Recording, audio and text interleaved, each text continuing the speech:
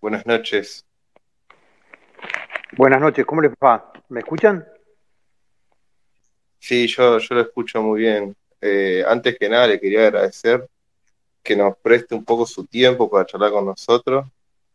Y bueno, eh, me parece una palabra de las más autorizadas porque usted combatió en Malvinas, combatió contra la OTAN y me parece que hay que empezar a escuchar las personas que estuvieron en la práctica. Así que le agradezco su labor por la patria y le agradezco que haya venido acá.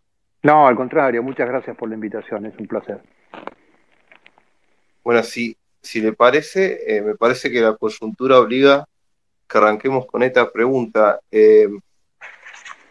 ¿Cómo aprecia el tema de la guerra de Ucrania y Rusia? Y si piensa que esto puede escalar más y por qué.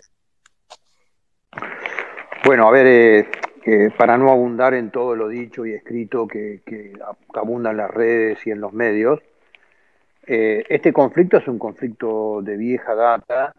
eh, yo siempre sostengo lo mismo, Ucrania es Rusia y fue Rusia, digamos, Kiev era la sagrada ciudad rusa, digamos, ¿no?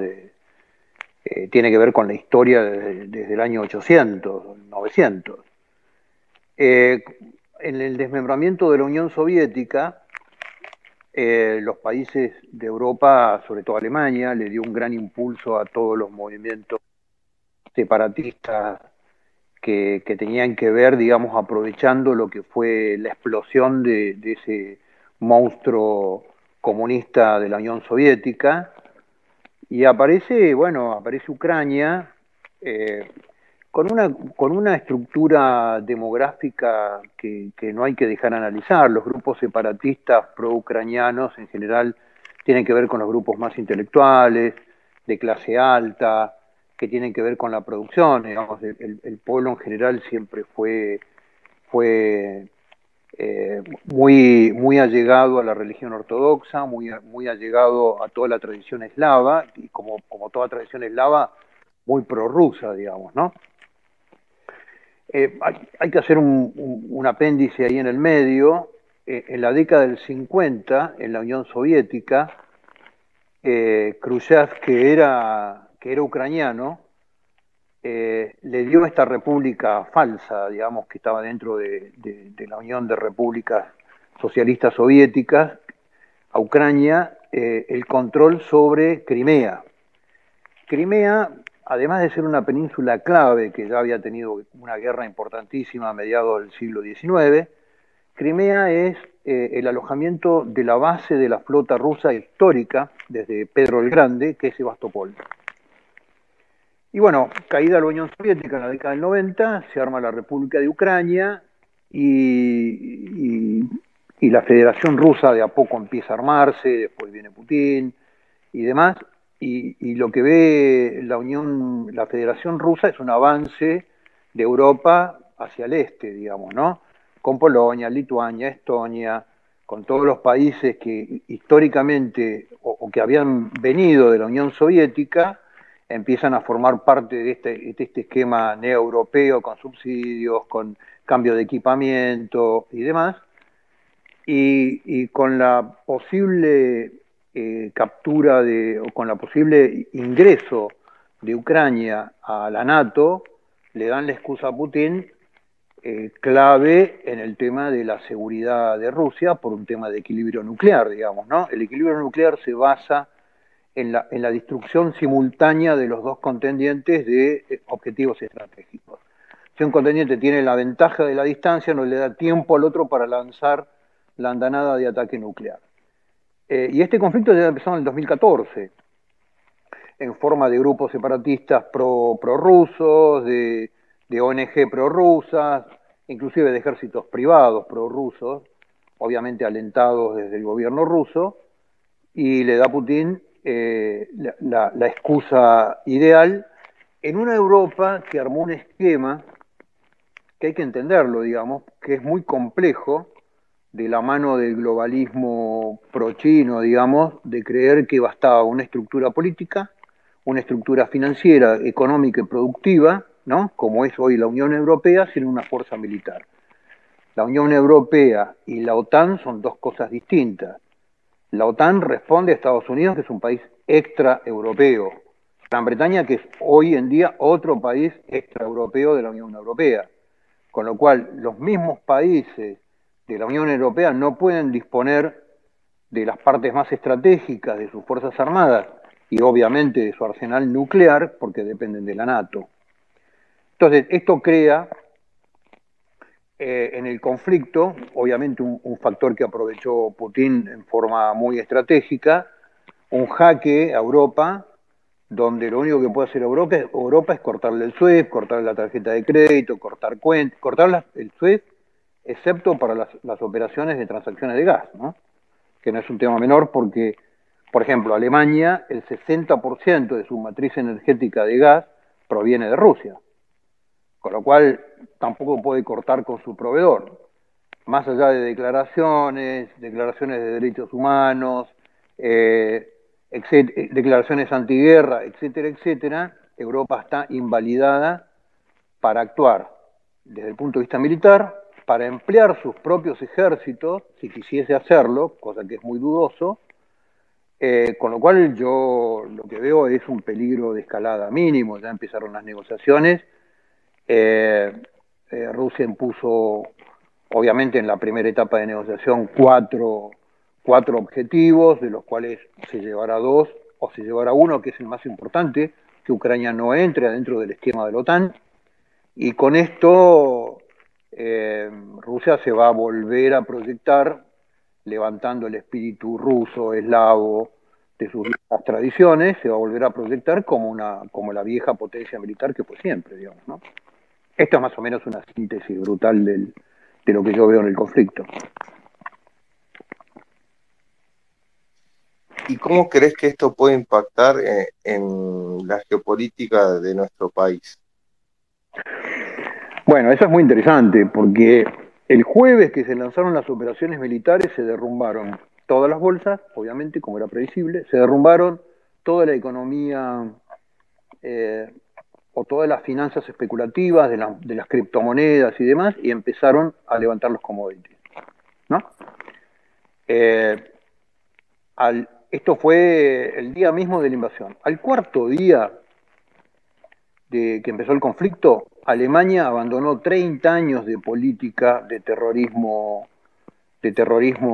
ecológico, abandonó 30 años de política de impulsar todo el costo fenomenal de todo lo que era producción de energía no basada en combustibles fósiles.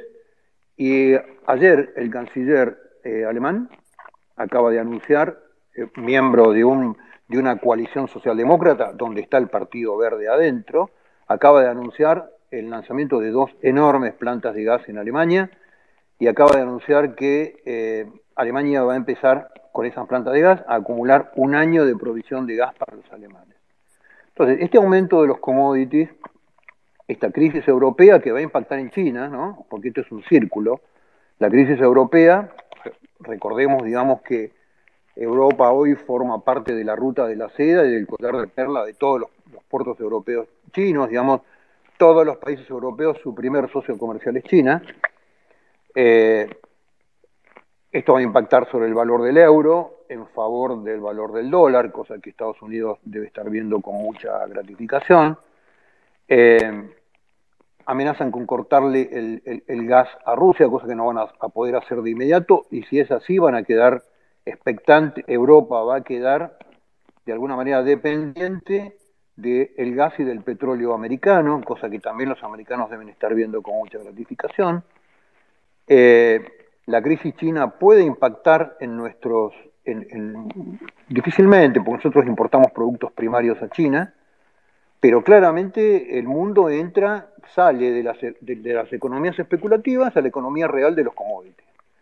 Y esto para Argentina ha sido históricamente, desde la guerra de 1870 franco-prusiana hasta la Segunda Guerra Mundial, el incremento de los commodities, Argentina, productor de commodities, siempre ha sido una situación claramente favorable del tablero, digamos, ¿no?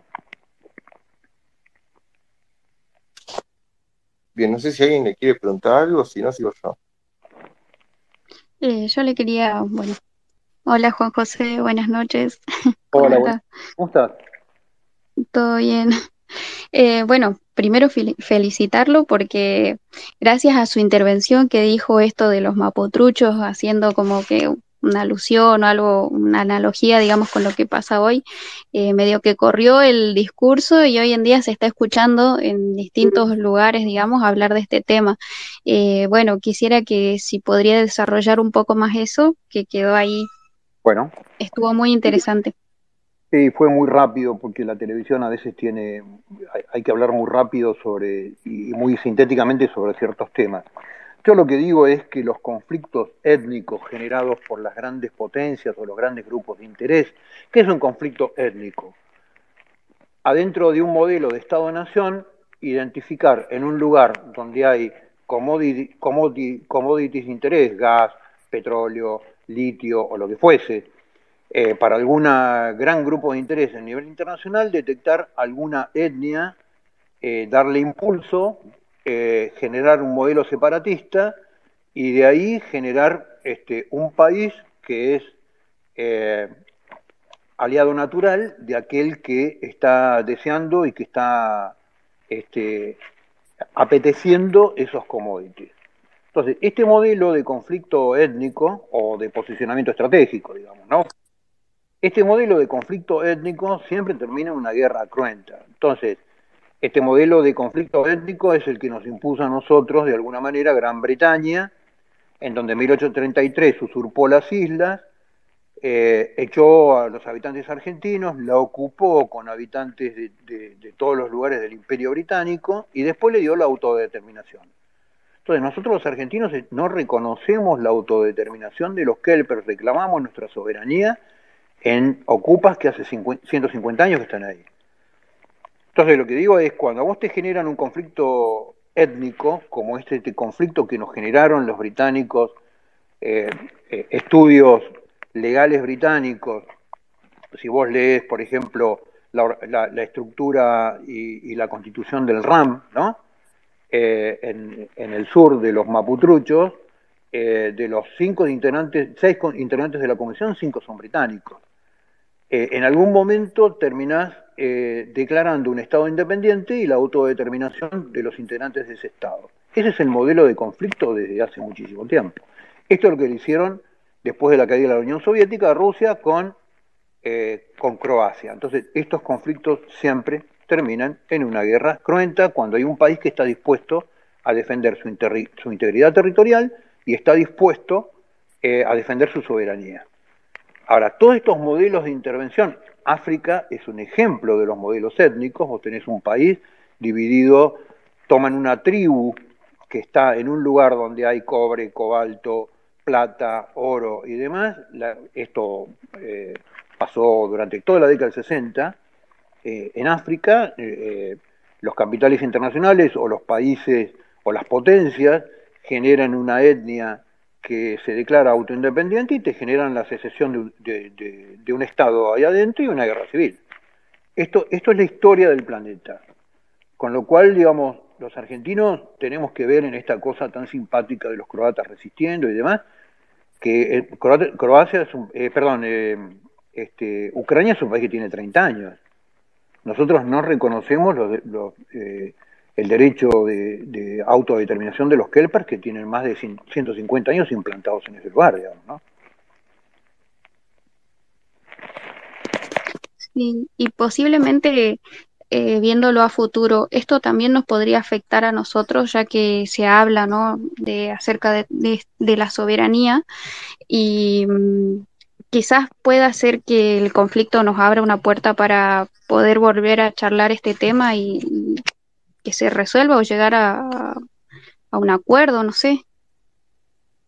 Bueno, yo quiero entender, eh, seguramente me equivoco, que el presidente Fernández, un mes antes de la guerra más anunciada de la historia, por todos los medios y por todas las redes y demás, como era esta guerra, fue a visitarlo a Rusia, a Putin. Supongo que este tema lo habrá tratado, digamos, ¿no?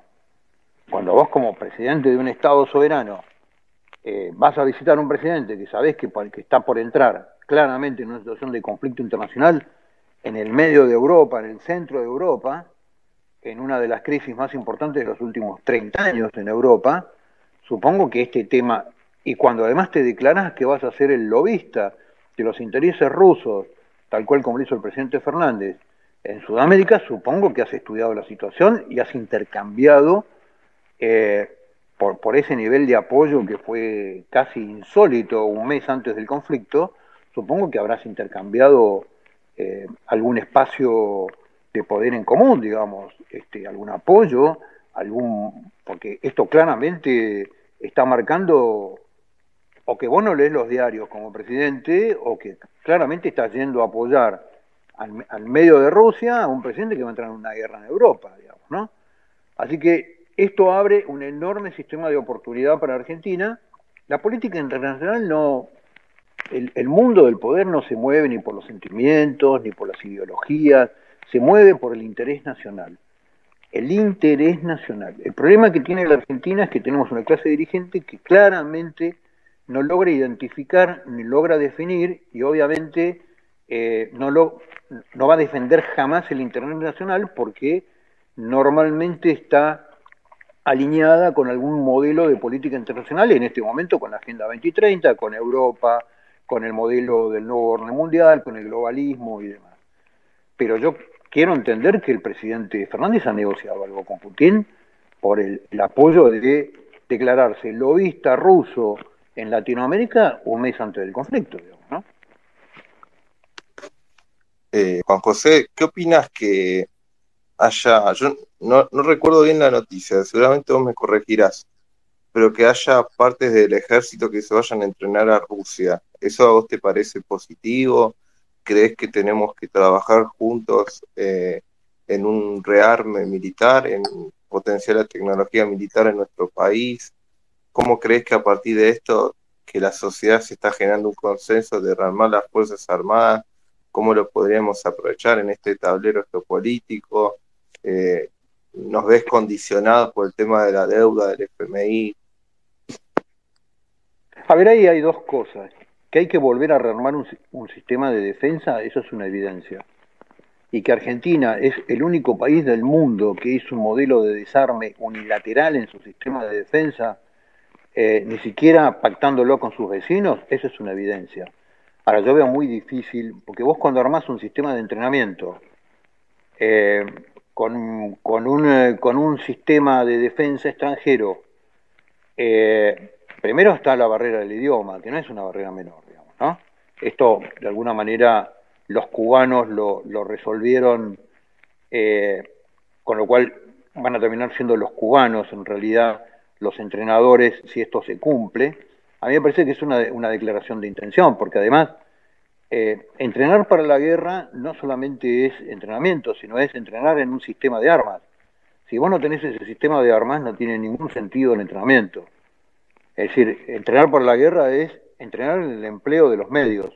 Y si no tenés esos medios, hay que entender que cuando vos hablás de Rusia, hablás de un país que hace más de 50 años que está cerrado Occidente. En toda la maquinaria y la tecnología rusa, los tornillos giran al revés, los pasos de rosca son distintos, los destornilladores son distintos, las llaves son distintas.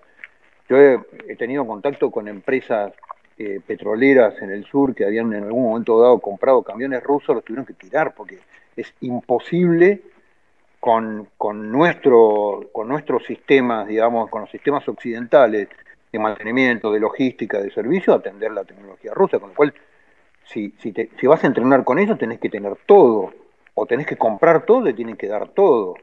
Con lo cual yo eso lo veo una declaración de intención más de este gobierno que no va a tener ningún tipo de efectividad.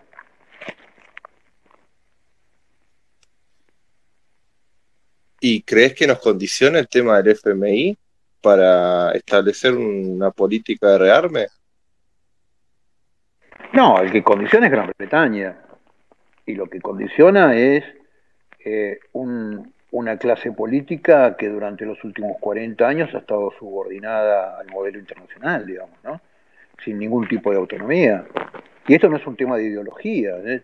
Yo siempre pongo el mismo ejemplo. El presidente Lula, presidente en Brasil, presidente populista, de izquierda, alineado, digamos, obviamente con la internacional del Pacto de Río de Janeiro, dejó Brasil con la hipótesis de conflicto de la Amazonia y dejó a Brasil fabricando submarinos nucleares, digamos. Entonces, una cosa es la ideología, en donde juegan para la tribuna los dirigentes, y otra cosa es dirigentes que tienen claramente impresa en su gestión la conciencia del interés nacional, ¿no? Independientemente de su ideología. Entonces, el problema de la clase dirigente argentina es que se ha alineado sistemáticamente con modelos internacionales y ha trabajado para modelos internacionales que no tienen nada que ver con el interés argentino, como fue primero la socialdemocracia, después fue la globalización, en su primera instancia de globalización del modelo americano, y después con este nuevo orden mundial que impone la Agenda 2030.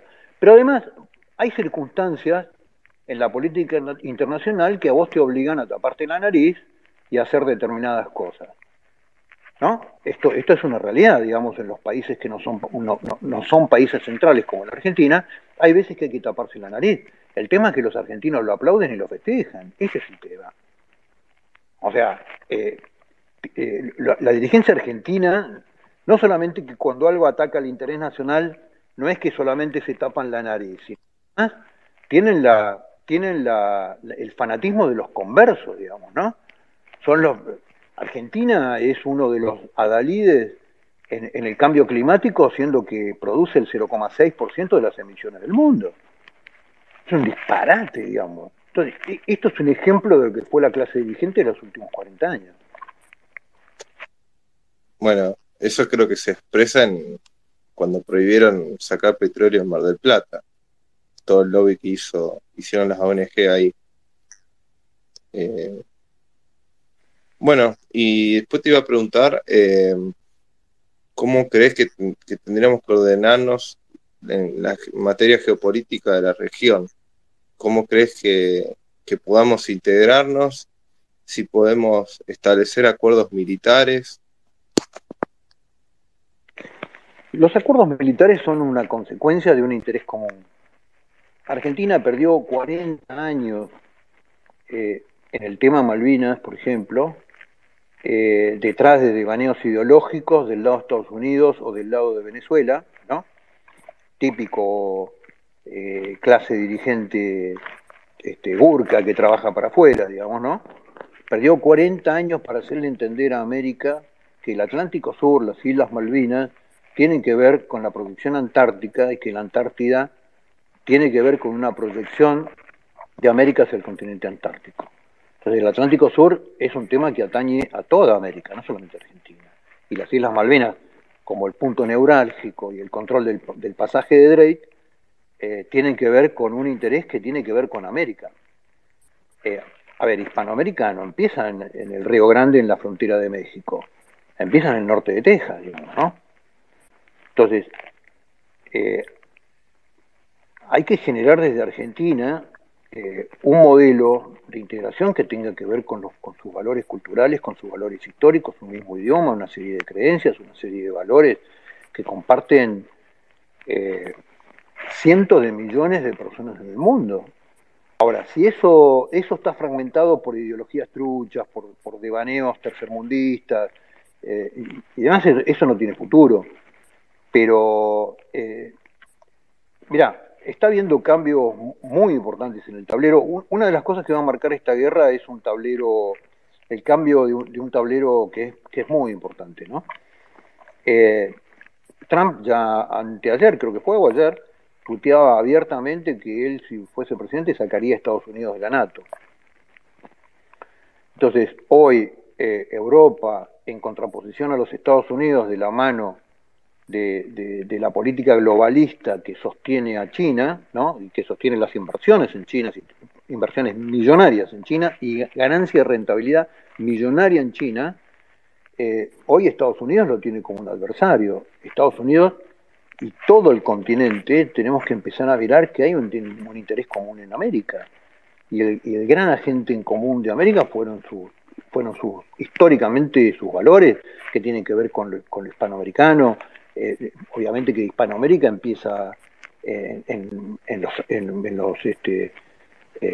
empieza en España, digamos, ¿no? Entonces, a mí me parece que hay que volver a recrear una geopolítica que tenga que ver con nuestros valores, con nuestras tradiciones, con nuestras creencias, con nuestras convicciones, y a partir de ahí empezar a generar intereses en comunes. Yo creo que lo que va a venir es un cambio de una geopolítica que solamente tenía que ver con una geografía de recursos a una geografía humana que tiene que ver con valores. Putin lo está demostrando, ¿no? ¿Y te gusta Putin? No, a mí los líderes internacionales no me gustan ni me disgustan. Son una realidad, digamos, ¿no? Hay que salir de... La política internacional no tiene adjetivos, tiene sustantivos, tiene hechos, tiene realidades. Lo que sí, a ver, lo que sí... Uy, se cortó. Pensé que era mi internet, pero ahora vuelve seguro. Ah, sí, se Hola. cortó, perdón, no sé dónde se cortó, perdón.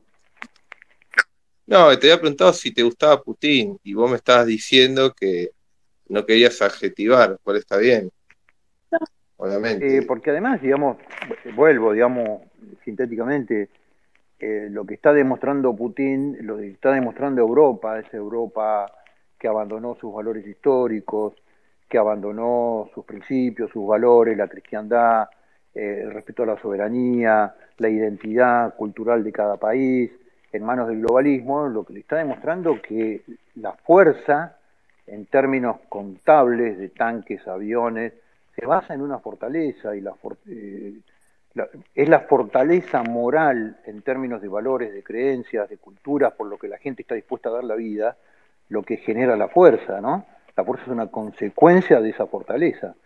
Eh, con lo cual, si vos me preguntás en el término de Putin, sí comparto con él, obviamente, un antagonismo con este modelo globalista manejado geopolíticamente por la mano de un grupo de millonarios que hacen negocios en China, donde te dicen no vas a tener nada, pero sos feliz, vas a ser feliz. Comparto con él eso, digamos, pero después es un líder ruso que tiene que ver con un fenómeno de cultura rusa, que no tiene nada que ver con nosotros. Pero en términos, lo que está demostrando Putin al mundo es que este esquema del nuevo orden mundial tiene un límite y que es el viejo límite de la fuerza y de la amenaza a las naciones y a la nacionalidad.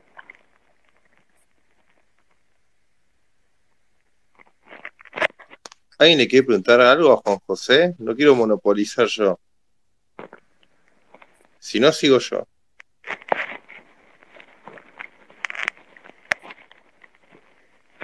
Bueno, Hola, sigo yo. dale, Hola, sigo yo. No, yo dale. porque capaz que alguno de los chicos te quería preguntar. Eh,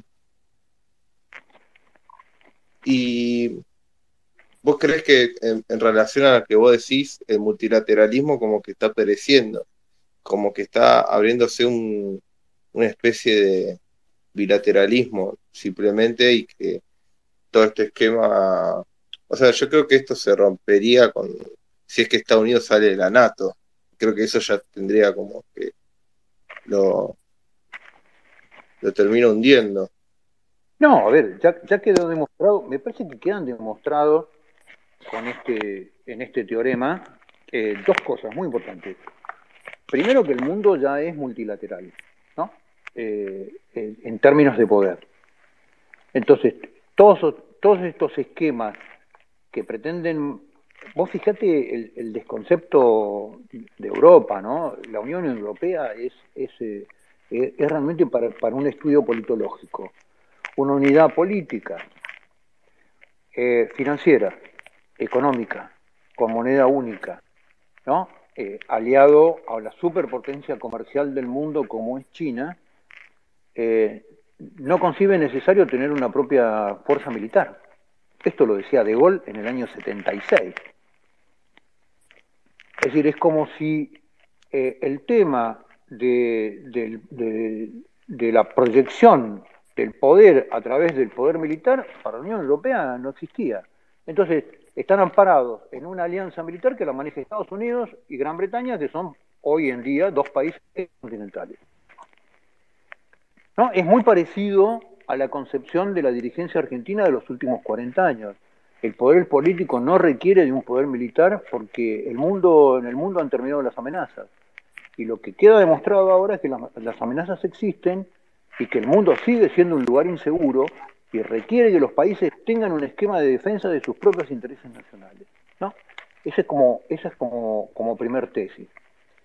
Y después lo que demuestra que todos estos modelos globalistas supranacionales, si no tienen un esquema que lo defiendan, se terminan derrumbando en 5 días en una invasión, digamos, ¿no? Entonces, digamos, me parece que las tesis que vienen imperando en la dirigencia global en los últimos 30 años se acaban de caer y se acaban de derrumbar. Se acaba de aparecer un nuevo mundo donde vuelven a aparecer como actores estratégicos las naciones y no ya los esquemas supranacionales y muchísimo menos los esquemas supranacionales manejados por los millonarios, digamos, ¿no? Entonces me parece que se abre un tablero muy interesante, muy interesante. Esto lo veníamos diciendo nosotros del año 2019. Obviamente que esto es un emergente de una cantidad de cosas que han venido pasando, ¿no?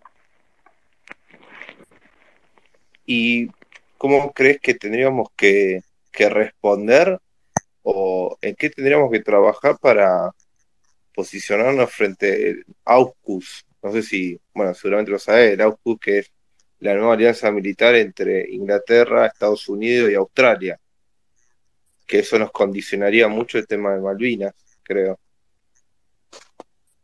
Sí, a ver, me parece que nosotros tenemos una visión equivocada de la posición de Estados Unidos, ¿no? Estados Unidos, finales del siglo XIX, a la Rusia zarista le compra Alaska por monedas, ¿no? O sea, el Estado zarista, el zarismo, una de las cosas por la cual cayó es por su falta de visión estratégica. Si no hubiera vendido Alaska, Alaska era rusa. Alaska, hoy Rusia sería un país tricontinental, uno de los pocos países del mundo de 3 continentes. Entonces, el viejo esquema Monroe, América para los americanos, en el año 1905, el ministro de Relaciones Exteriores de Argentina, Drago, lo contrapone con Argentina por el mundo. Pero hay un interés americano que nosotros en algún momento tenemos que coordinar con toda Hispanoamérica, y gran parte de esa Hispanoamérica hoy está metida dentro de los Estados Unidos, en términos culturales, religiosos, en un montón de factores de identificación, digamos, ¿no? Entonces, yo creo que Estados Unidos ha quedado, va a aprender, a lo largo de su historia ha aprendido de muchas cosas, y una de las cosas que va a aprender es que estas alianzas extracontinentales, en definitiva, terminan mermando el propio desarrollo del continente, digamos, ¿no? Entonces, me parece que ahí hay una oportunidad enorme. Gran Bretaña es un país cada vez más vinculado a su viejo amor que era China, ¿no? Desde finales del siglo XIX, a las finanzas chinas, a los negocios chinos. China es un país que su ritmo de movimiento está atado a sus propias contradicciones. Una de sus propias contradicciones es su propia población, digamos, ¿no? Y sostener esto en términos de materia energética, por un lado, y de consumidores con capacidad de consumir lo que los tipos producen. Entonces, me parece que hay un nuevo reordenamiento del planeta, y esto que vuelvan a aparecer en el concierto internacional potencias que son capaces de enfrentar este nuevo modelo del orden mundial, abre todo un panorama nuevo, digamos, ¿no? Creo que acá mi compañero Fran te quería hacer una pregunta. Sí, dale.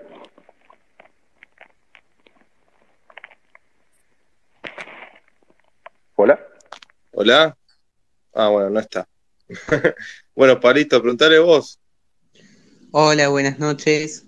Bueno, quería preguntar, en 10 días va a asumir el presidente de Chile que ganó las elecciones hace poco.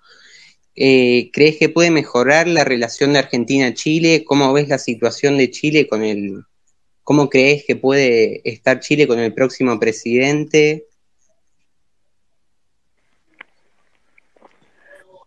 A ver, me parece que el nuevo presidente chileno está más cerca, digamos, de- del foro de San Pablo, digamos, que de Argentina, ¿no? Desde ahí va a haber una cantidad de acuerdos enormes. Argentina y Chile tienen desafíos en común que son enormes. Primero, el comercio transoceánico, que es un modelo que Argentina y Chile tienen que terminar de desarrollar juntos, ¿no? La biosanidad que favorece a los dos países, después terminar con los pocos litigios limítrofes que quedan, que son muy chicos y que realmente no son relevantes, y después solucionar en común el tema de este nuevo emergente que es el modelo mapuche que desafía a los dos estados nacionales. Chile en eso ha sido muy claro. Si el presidente chileno sostiene el tema de que toda organización que discuta la soberanía del Estado chileno es una organización clandestina, como ha sido hasta ahora, va por buen camino, y a lo mejor desde su afinidad por el Foro de San Pablo logra convencerlo al mandatario argentino que tiene que hacer lo mismo. En cualquier lugar del mundo, cualquier organización que discute la soberanía del Estado Nacional es una organización clandestina. Las milicias de Michigan en Estados Unidos, cuando discuten al Estado Nacional en Estados Unidos, son clandestinas, punto. Esto es, excepto en Argentina, esto es un razonamiento de perogrullo. Lo que veo es que tiene el nuevo mandatario, por lo poco que lo he seguido en la campaña, y además tiene además como corset el desarrollo, digamos, de una reforma constitucional que pretende ir un modelo de Chile como una república pluriétnica, digamos, es un disparate absoluto. Chile es una consecuencia, digamos, de la acción española durante 300 años y tiene un territorio y tienen... Si avanza en esa dirección va a estar complicado para resolver un problema que hasta ahora Chile lo tenía resuelto con mucha claridad, digamos, ¿no? Pero bueno, en el mundo hacen falta estadistas, en el continente hacen falta estadistas, y bueno, Argentina carece de estadistas hace muchísimos años, ¿no? Personas que trabajen para la próxima generación y no para la próxima elección.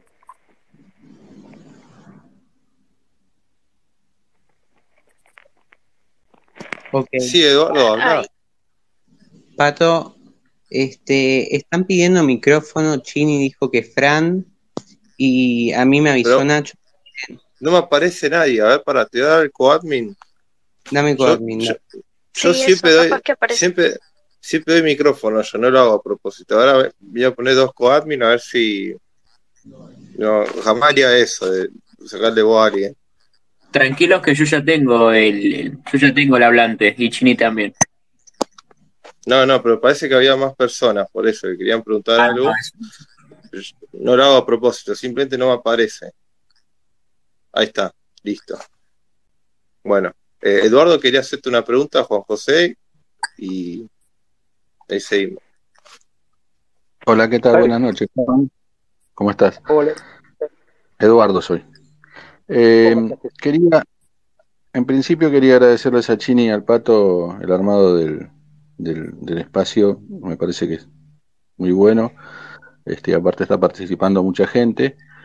Y te quería hacer una consulta. Digo, y esta es una apreciación personal. Nosotros tenemos una dirigencia y un gobierno absolutamente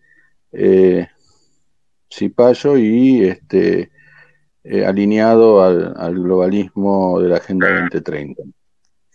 Evidentemente, esa situación nos encuentra en este cambio geopolítico que se está dando con respecto al tema en Europa, que podríamos aprovechar muchísimo en una condición en que creo yo que no lo vamos a aprovechar.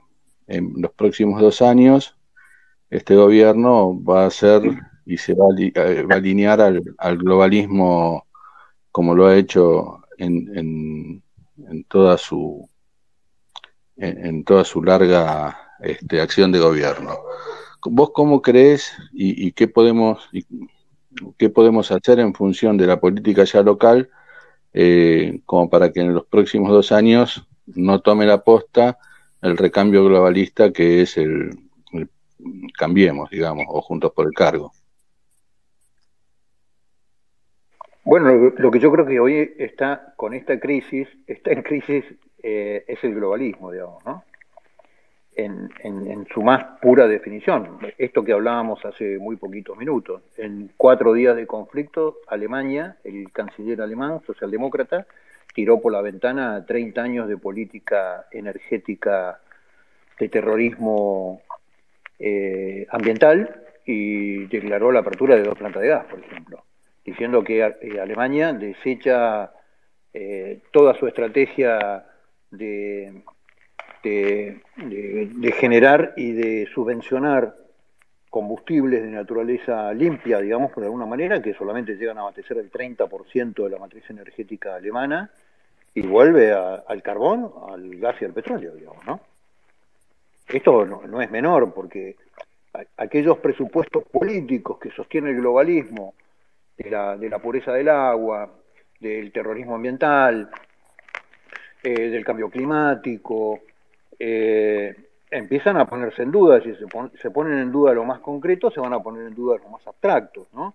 Aquel que sostiene las políticas de ideología de género, de aborto y de control poblacional a nivel internacional, si no puede manejar lo concreto, es muy difícil que pueda manejar lo abstracto.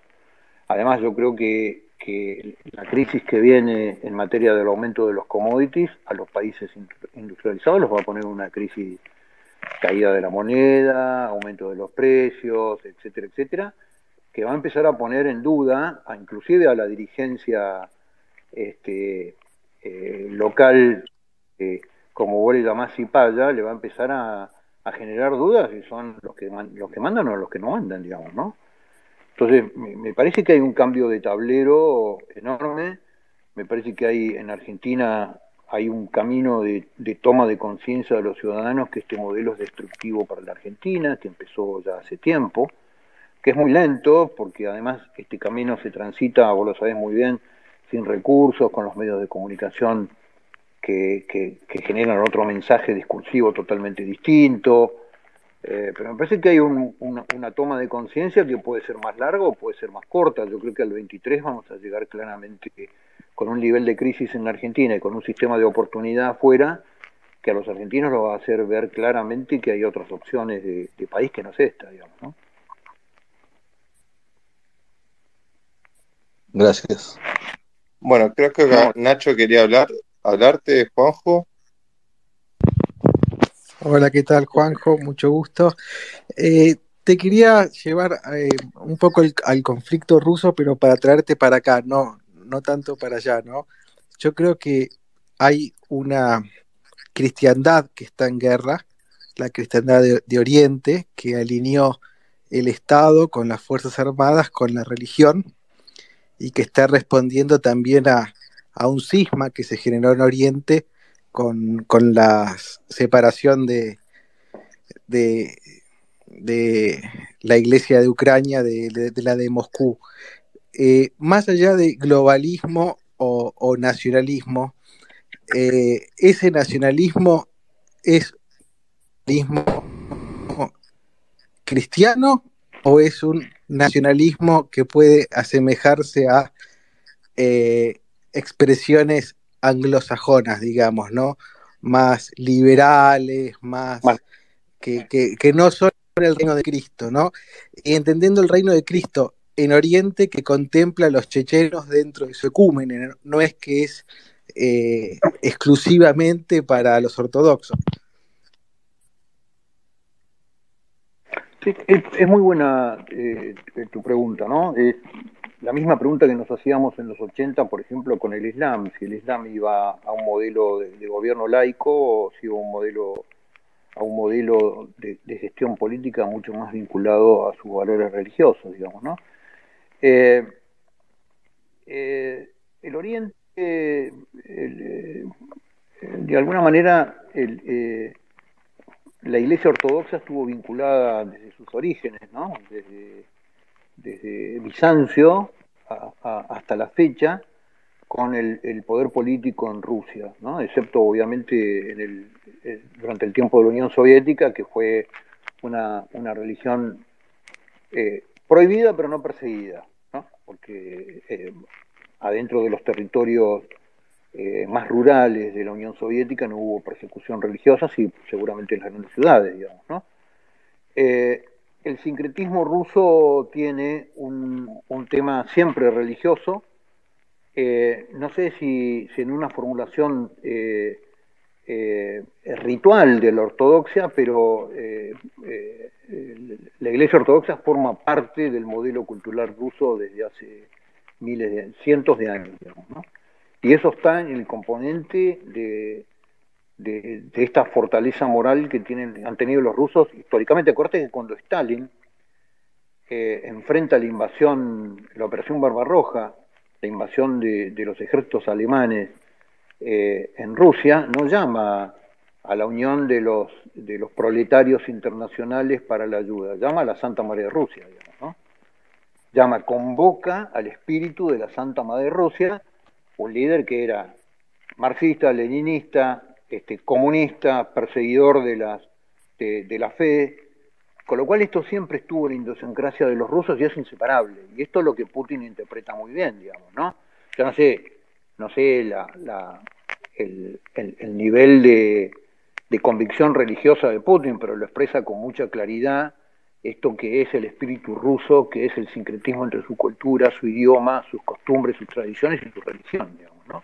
Y eso me parece que está muy presente hoy en esto que hablamos en la división entre la fortaleza y la fuerza. La fuerza es una consecuencia de la fortaleza moral. Cuando digo moral lo digo integralmente, ¿no? De los factores espirituales, sociológicos, políticos. Y eso es uno de los factores morales más característicos y que hoy de Rusia y que hoy Putin los reivindica con mucha claridad, digamos, ¿no? Bien, acá Martín te quería hacer una pregunta. Hola, buenas Martín. noches, Juan. Buenas noches, Juan. Soy Martín Bar, de acá de provincia de Buenos Aires. Hola, Martín. ¿Cómo estás? Una consulta, Juan. Viendo todo esto de las reestructuraciones, por decirlo de alguna palabra, de los bloques internacionales, Unión Europea, la OTAN, bueno, todos esos bloques y algunos, bueno, como ya está el cadavérico Mercosur, ¿qué pensás que puede llegar a pasar si es que sigue vigente el TIAR? ¿Perdón? ¿Qué puede podría pasar llegar a No te pasar? escuché la última. Claro, ¿qué podría llegar a pasar si es que está vigente todavía el TIAR en un futuro? ¿Seguirá vigente? ¿Es útil? ¿No es útil? Qué buena pregunta. Bueno, el TREAR es de esos tratados que nunca sirven para nada, digamos, ¿no? Que nunca se aplican y que están hechos en beneficio. El TREAR fue hecho en beneficio de alguna manera del factor defensivo estadounidense contra el factor nuclear soviético, digamos, ¿no? Entonces el TREAR se activó, creo que para República Dominicana y se pretendió que no se llegó a activar para la crisis de los misiles en Rusia, pero después no se activó nunca más, ¿no? Ahora, vuelvo de nuevo, los pactos defensivos son una consecuencia de una unión política. Si América no tiene un interés en común, no el interés de los Estados Unidos, un interés en común, una proyección geopolítica en común, una vida económica en común, es muy difícil que tenga un pacto militar que lo sostenga, ¿no? Los pactos militares siempre son la última, de alguna manera, la consecuencia de toda una unidad política, económica, financiera, cultural, y eso se manifiesta en una unidad cultural. El TREAR creo que sigue en vigencia, y ya te digo, tengo memoria de dos momentos en que uno se activó con la invasión de justificando la invasión de los Estados Unidos a República Dominicana en la década del 60 y se pretendió activar en la crisis de los misiles, después nunca más. En la crisis de Malvinas, en la guerra de Malvinas, muchos analistas dicen que uno de los límites del empleo del poder militar de Gran Bretaña era el continente argentino, porque podía llegar a disparar el TREAR, digamos, ¿no? Sobre todo en el uso de determinadas armas, como eran las armas nucleares. Entonces, que Gran Bretaña hizo un empleo de la fuerza combinado por Estados Unidos, es decir, solamente en las islas y con material convencional, porque si no, activa el TREAR. Pero más allá de esa especulación, es de esos tratados que arman las grandes potencias, que meten a los grandes tiburones, que meten a todos los pescaditos adentro y que nunca se utilizan para nada. Perdón, ¿no fue cierto que Thatcher tenía una bomba nuclear preparada para lanzar a Córdoba, donde estaba la Fuerza Aérea? No, yo no he tenido ninguna información. Bueno, pero eso salió mucho en los medios, hace poco tiempo igual, ¿no? De esa época. No, yo dudo que Estados Unidos hubiera permitido dos cosas. Una, la intervención del poder militar británico en el continente, y muchísimo menos la intervención de material nuclear. La flota británica, yo no he visto ningún documento serio que implique que haya traído material nuclear para su empleo. Te digo lo que yo sé, digamos, ¿no? Obvio. 40 años creo que he leído todos los libros británicos sobre la guerra de Malvinas y todos los libros argentinos. No he visto nunca un documento, alguien serio que diga la flota portaba un vector nuclear para ser utilizado. No, obvio, yo porque salió una nota, creo que en Infobae, que uno lo leyó y bueno, creía que, dije, si van hasta lo último, esta gente cometen un genocidio, no le importa nada. Pero bueno, siempre fueron igual los ingleses. La guerra es un acto político, no es un acto militar solamente, es un acto político. Vos cuando usás el medio militar lo que tenés que pensar es en la paz subsiguiente, digamos, ¿no? Cómo queda el tablero después del empleo del poder militar. Entonces, me parece que la alianza, no la alianza, pero la autorización de Estados Unidos de usar el arsenal de la NATO, de darle la isla Ascensión, de permitirle a Gran Bretaña el uso de su flota en un lugar como el Atlántico Sur, que era un lugar no beligerante en el tablero de la bipolaridad, tiene un límite. Lo usás, pero no en el continente, lo usás sin armas nucleares. Me parece que este es el modelo, ¿no? Es lo que yo pienso, por ahí me equivoco, pero...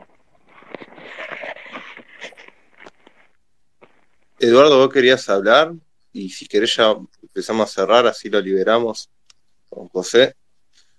Sí, quería hacer una consulta. Perdón, Edu, había una mano levantada, Pato. Sí, de Juan. Sí, perdón, habla Juan. Disculpame, no te vi. ¿Qué tal? Buenas noches.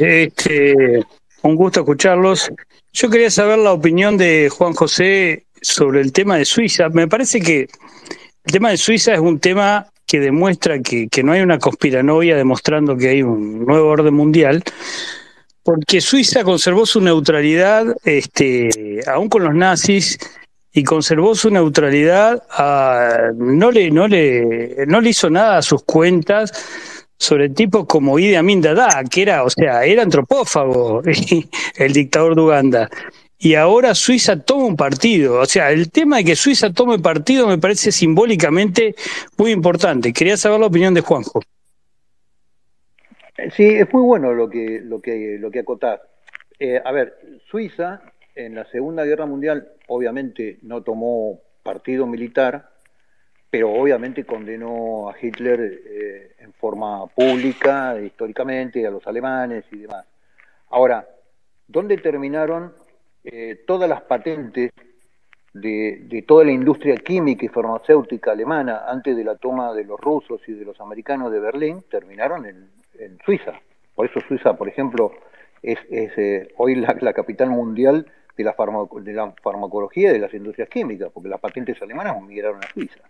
Entonces, Suiza fue un país que históricamente hizo negocios, y los suizos lo que hacen es negocio.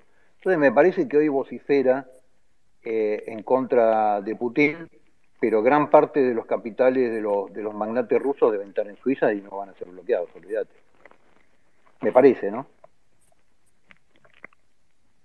Bueno, A ver, Eduardo, y con perdón, esto perdón.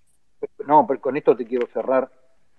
Hay una vieja frase que creo que es de Churchill, que dice que la primera víctima de la guerra siempre es la verdad, digamos, ¿no? Entonces ahora vas a ver en los medios cacareos, vas a ver Amnesty Internacional, vas a ver organizaciones humanitarias que están dispuestas a repartir curitas en medio de la guerra, vas a ver un montón de devaneos y de cacareos que no tienen que ver muchas veces con lo que realmente pasa y con los intereses que están en el fondo y que negocian en estas circunstancias, digamos, ¿no? Me parece que el caso de los suizos es un caso claro.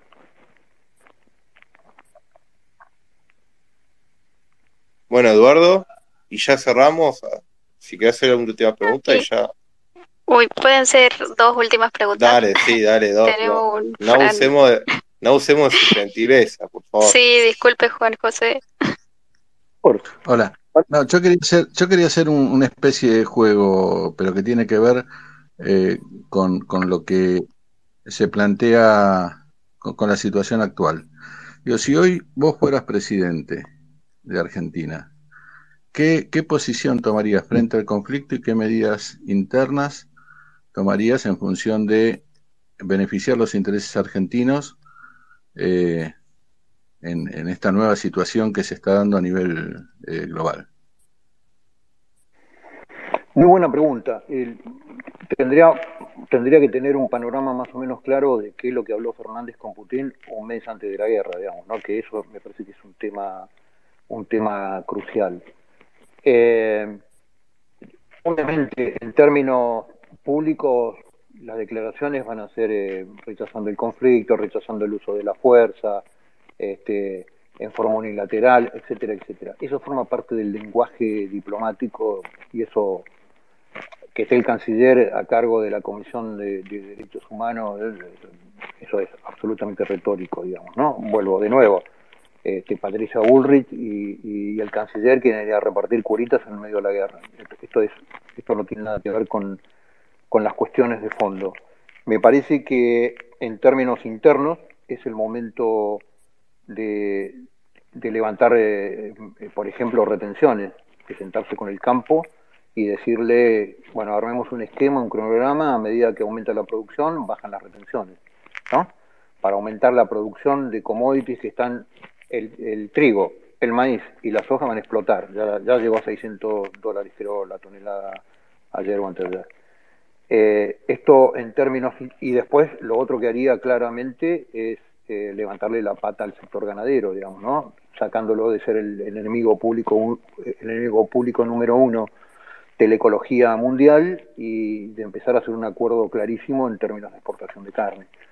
Entonces me parece, y lo otro que haría es entender que me parece que terminó el tiempo del fracking para la Argentina de la mano del globo etéreo del fracking en Vaca Muerta, abandonó su explotación de petróleo offshore y abandonó la exploración del petróleo continental.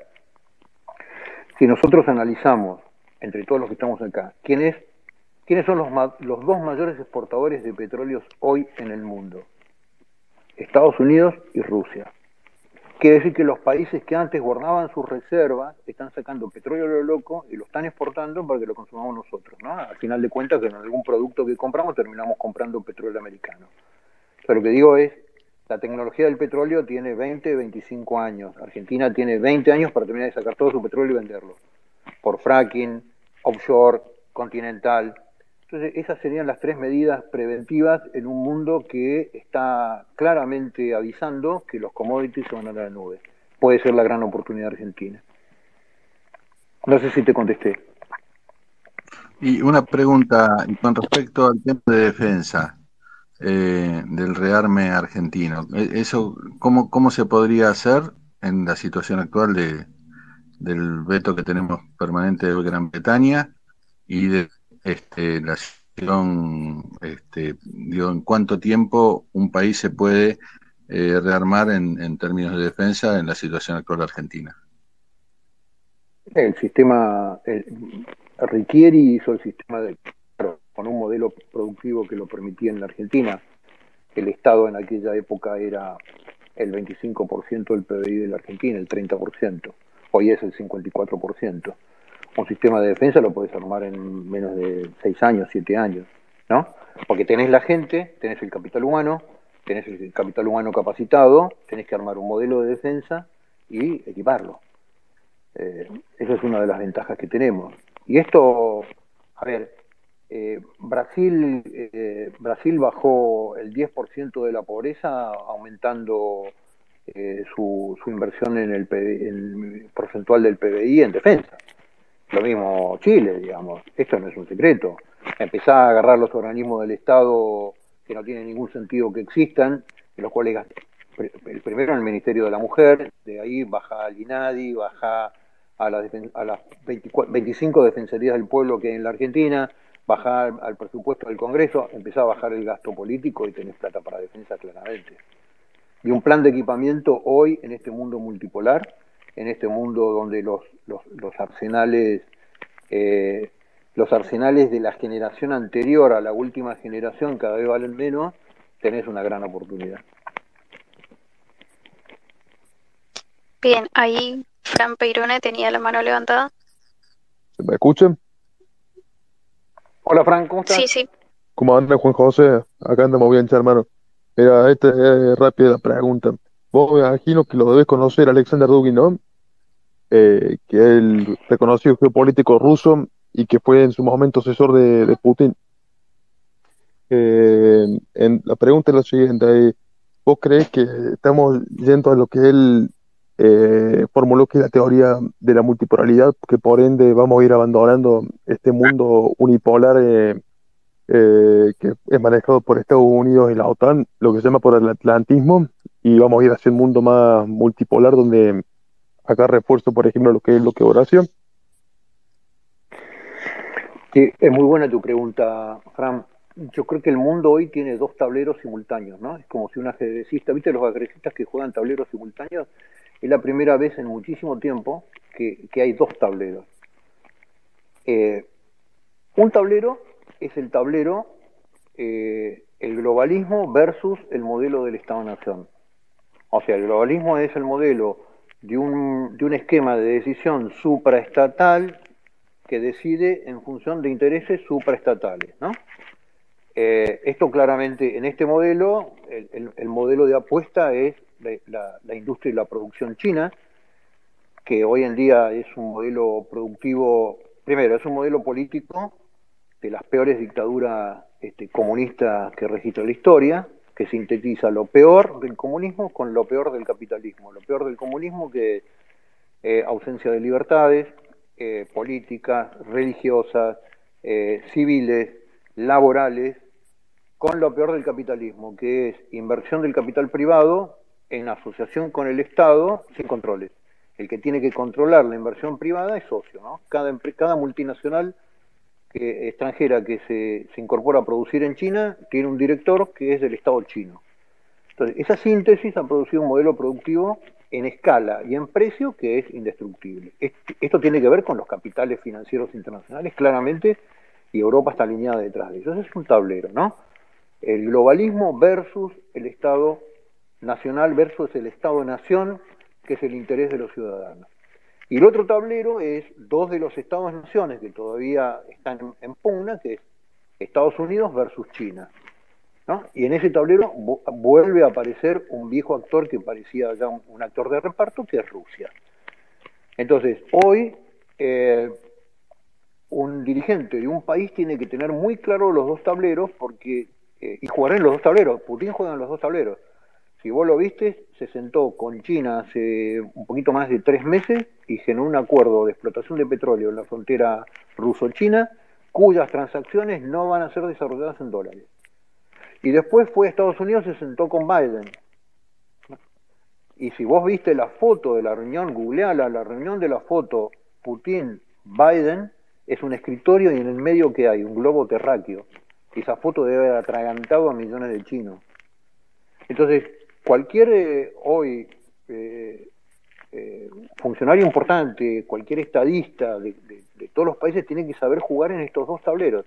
Y hay que jugar en los dos tableros. Lo peor que podría pasar es que en el tablero de la confrontación de los Estados-nación, los chinos y los americanos se pongan de acuerdo y dividan al mundo comercialmente y estamos fritos, ¿no? Y en